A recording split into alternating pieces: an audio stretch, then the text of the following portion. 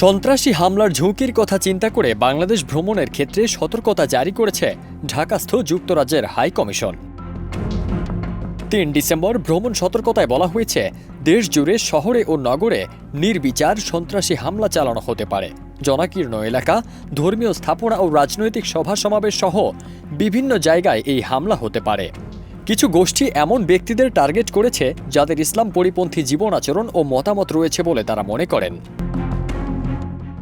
সতর্কতার পরামর্শে যুক্তরাজ্যের হাই কমিশন জানায়, পুলিশের স্থাপনাগুলোর আশপাশে সতর্কতা অবলম্বনের পাশাপাশি চারপাশ সম্পর্কে আপনাকে সচেতন থাকতে হবে। জুলাই আগস্টে সহিংসতার পর এখনও অস্থির পরিস্থিতি ঠিক হয়নি। বড় ধরনের সমাবেশ এবং পুলিশ ও আইনশৃঙ্খলা বাহিনীর উপস্থিতির জায়গাগুলো এড়িয়ে চলার আহ্বান জানিয়েছে হাই কমিশন। যুক্তরাজ্য হাই কমিশন আরও জানায়, বাংলাদেশের রাজনৈতিক মিছিল ও সমাবেশে ভাঙচুর এবং অগ্নিসংযোগের মতো ঘটনা ঘটতে পারে। এমনকি আইনশৃঙ্খলা বাহিনীর সঙ্গেও হতে পারে সংঘর্ষ। ফারদিন সানি, দেশ রূপান্তর।